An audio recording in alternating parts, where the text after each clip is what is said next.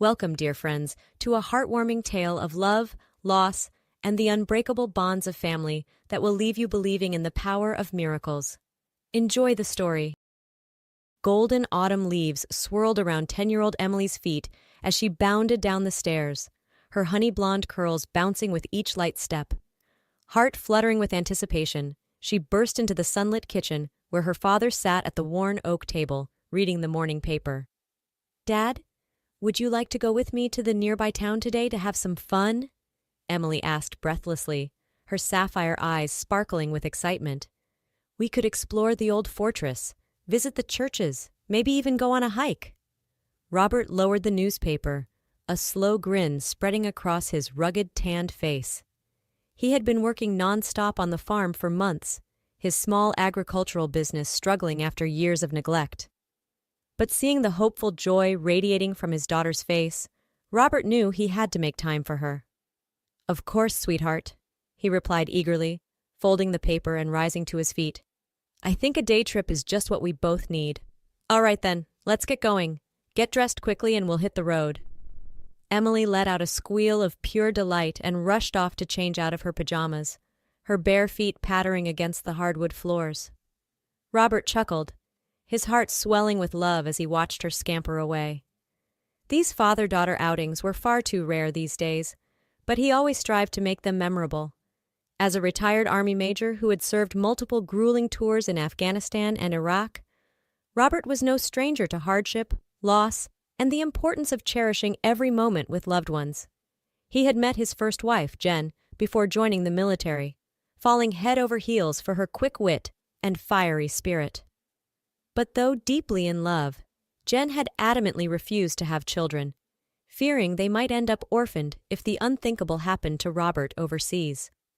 Respecting her wishes, but yearning for fatherhood, Robert eventually parted ways with Jen after retiring from the Army, their paths diverging as they sought different futures. Adrift and searching for new purpose, Robert poured his savings into starting a small farm, hoping to put down roots and build a stable life for the family he dreamed of one day having. That's when Lauren entered his life, a humble, hard-working farmhand, with a heart of gold and a smile that lit up even the gloomiest days. With her chestnut hair, sparkling green eyes, and gentle demeanor, Lauren captured Robert's heart from the very first moment. The two fell deeply in love, their connection unshakable as they worked side by side to make the farm thrive. Just a year after meeting, Robert and Lauren tied the knot in a charming country ceremony, surrounded by sunflowers and the well-wishes of their small farming community. Lauren was a vision in a simple ivory gown, glowing with joy as she pledged her love to Robert under a cloudless blue sky. Life with Lauren was pure bliss. She was an excellent homemaker, filling their cozy farmhouse with the mouth-watering scents of freshly baked bread and simmering stews. Her gentle, feminine presence perfectly balanced Robert's sometimes gruff exterior, softening him in ways he had never expected. But as the months passed, a silent heartache grew between them. Lauren tearfully confided that due to a series of abortions in her reckless youth, she was unable to bear children of her own. The news hit them both hard, their dream of creating a family seemingly shattered. Yet Robert refused to let their hopes be crushed. With tenderness and determination, he suggested they adopt a child in need, to pour all their love into a little one who was just as desperate for a family as they were. Lauren readily agreed, her green eyes shining with grateful tears. Enter Emily, a tiny underweight 5-year-old with huge chocolate eyes, a mop of unruly curls, and a guarded expression that spoke of a short lifetime of neglect. Though her birth certificate claimed she had just turned 5, the signs of prolonged malnutrition had stunted her growth, making her appear closer to a malnourished 2- or 3-year-old. But Robert and Lauren saw past the defensive exterior, recognizing the incredible strength and resilience in the bright little girl. They fell in love with Emily instantly, welcoming her into their hearts and home with open arms and unwavering devotion. For 3 blissful years, the family thrived, the farm's success mirroring the joy that filled their household. Robert doted on his precious daughter, teaching her to ride horses, bake pies, and appreciate the simple wonders of country life. Lauren blossomed as a mother, her nurturing spirit helping Emily grow from a timid, withdrawn child into a vibrant, curious girl who excelled in school and made friends easily. But their perfect world shattered one snowy winter morning when Lauren vanished without a trace on her way to an important supplier's meeting in the city. She had left at dawn, carefully navigating the icy roads in their sturdy pickup truck. Dressed smartly in her best wool suit and winter coat, Lauren had kissed a sleeping Robert goodbye, leaving a thermos of coffee and a note expressing her love on the nightstand. But as the hours passed with no word from Lauren, Robert grew increasingly worried. He called her cell phone repeatedly, each unanswered ring ratcheting up his fear. By late afternoon, he knew something was terribly wrong. With a trembling hand, he dialed the police. The news came like a punch to the gut. Lauren's truck had been found submerged in an icy river just a few miles from the meeting site, the driver's side door wrenched open, and Lauren's purse abandoned on the passenger seat. Search and rescue teams combed the frigid waters and surrounding woods for days, but no trace of Lauren was ever found. Robert was devastated, his world crumbling around him as he struggled to process the incomprehensible loss. Grief and despair threatened to consume him, but he knew he had to stay strong for Emily, who was heartbroken and confused by her beloved mother's disappearance. Compounding Robert's anguish were the cruel rumors that began to circulate in town. Whispers that Lauren had deliberately run off with Tony, Robert's slick, city-bred business manager who had vanished the same day, taking a substantial sum of the farm's money with him. Some even suggested the two had been carrying on a sordid affair and had planned the whole disappearance together. Robert refused to give credence to the vicious gossip, clinging to his faith in Lauren's love and loyalty even as doubts gnawed at him late at night. He threw himself into keeping the farm afloat, working long, punishing hours to ensure Emily would always be provided for. Emily, too, stepped up in the face of tragedy, helping with chores around the house and excelling in her studies, despite the gaping hole in their family. At just 8 years old, she seemed to understand that she and her father needed each other more than ever. Now, 2 years later, as the leaves turned brilliant shades of amber and crimson, Robert was determined to give Emily a day of carefree fun and adventure, a respite from the weight of their shared loss. The picturesque tourist town, nestled in the rolling hills just a few hours' drive from their farm, seemed the perfect destination. With its quaint cobblestone streets, towering stone churches, and a sprawling medieval fortress perched atop a hill, the village promised a day of wonder and discovery.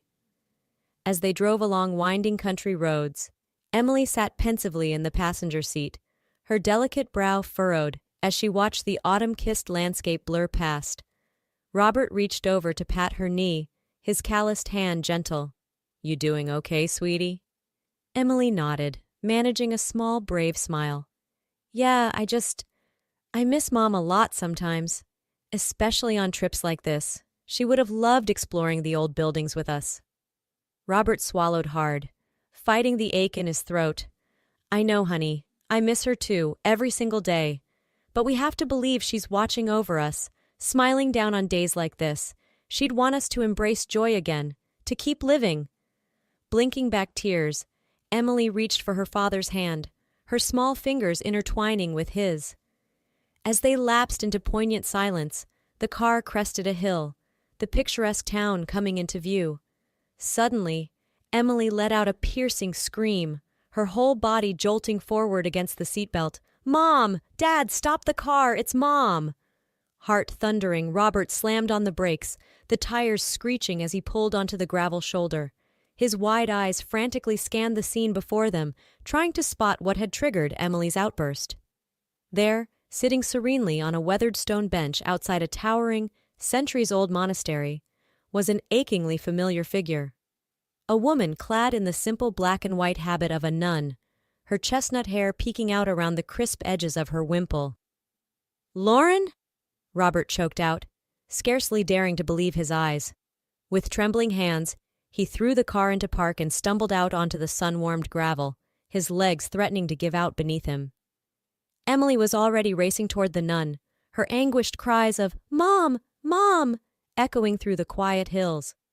As the woman turned at the sound of their approach, Robert felt the air leave his lungs in a rush.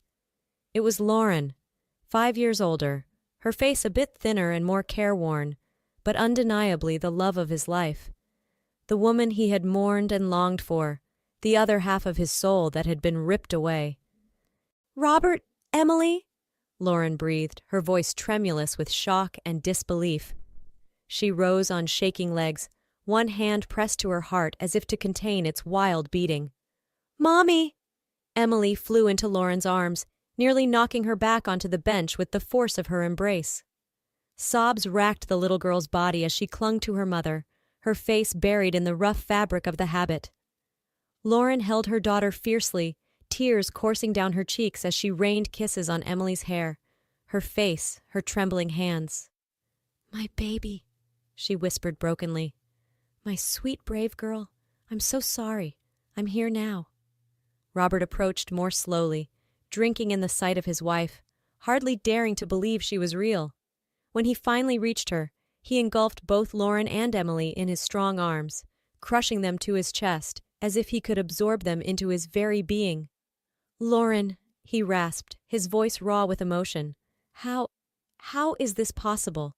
What happened to you? We thought—" He trailed off, 1,000 questions clogging his throat. Lauren tilted her tear-streaked face up to his, her emerald eyes shimmering with love and regret. With a shaking hand, she cupped Robert's stubbled cheek, her thumb brushing tenderly over his weathered skin. "Oh, my love," she murmured. "I'm so sorry. I never meant to leave you. There's so much to explain." Over the next few hours, ensconced in the cozy, sunlit kitchen of the monastery, Lauren recounted her incredible tale, her hands wrapped tightly around a steaming mug of fragrant tea. The meeting in the city, she revealed, had been a trap, a sinister ruse orchestrated by Tony to get her alone and vulnerable. Consumed by greed and his secret gambling debts, Tony had been systematically embezzling from the farm for months, siphoning off funds into his own pockets. When Lauren had accidentally stumbled upon his deceit, Tony knew he had to silence her.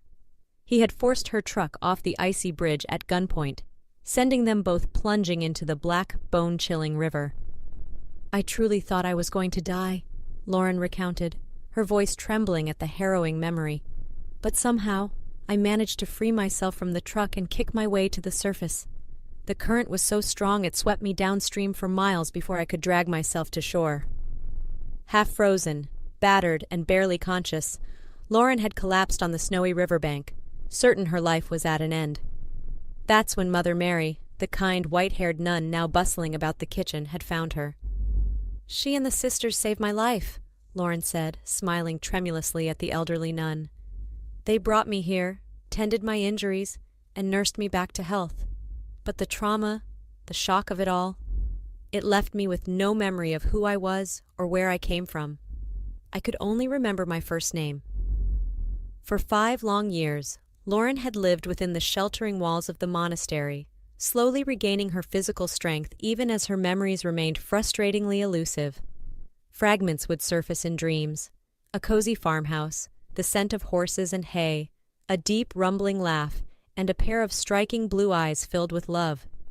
But the details slipped away like wisps of smoke each time she awoke, leaving her with an aching sense of loss and longing.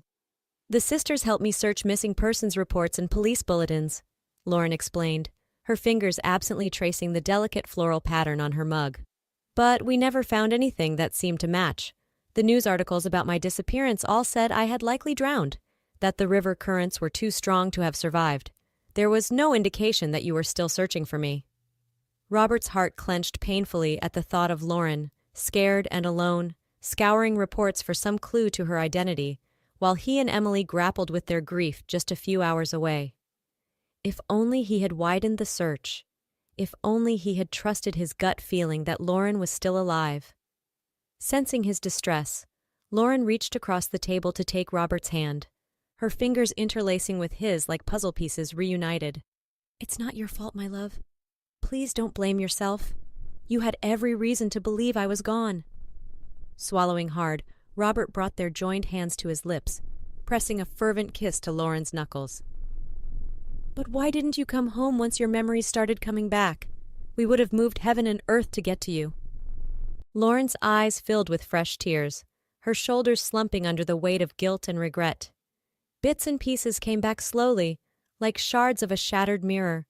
I remembered your face, Emily's smile, the love we shared. But every time I thought about leaving the monastery to find you, I would be gripped by these terrible panic attacks, flashbacks to that night on the bridge. The fear was so paralyzing, so all-consuming. I felt like I couldn't breathe, couldn't move. As desperately as I wanted to come home, I was too afraid to take that leap, to face the trauma head-on. She shook her head, her voice dropping to a pained whisper. I was a coward. I let my fear keep me from you, and I'll never forgive myself for that. No, Robert said fiercely, his free hand coming up to cradle Lauren's face. You are the bravest, strongest person I know. What you went through, it's unimaginable. You survived against all odds. You fought your way back to us. That's not cowardice, that's courage. Emily, who had been listening silently with wide, glistening eyes, suddenly clambered out of her chair and into Lauren's lap, wrapping her thin arms tightly around her mother's neck. I'm just so glad you're alive, Mommy. I missed you every second of every day. Please don't leave us again. Lauren held her daughter close, burying her tear-dampened face in Emily's silky hair. Never again, my sweet girl. I promise. Our family will never be torn apart again. The trio sat in the fading afternoon light, clinging to each other as if afraid to let go, their tears mingling as they absorbed the enormity of their reunion. The road ahead would be long and painful, the wounds left by Lauren's absence not easily healed. But for now, they basked in the miracle of being together, their shattered family whole once more. In the weeks and months that followed, the incredible story of the family's reunion made national headlines, capturing the hearts of people across the country. Tony was eventually apprehended trying to flee to Mexico, the stolen money recovered from various offshore accounts. He was sentenced to 35 years in prison for kidnapping, attempted murder, and embezzlement, his days of greed and deceit finally at an end.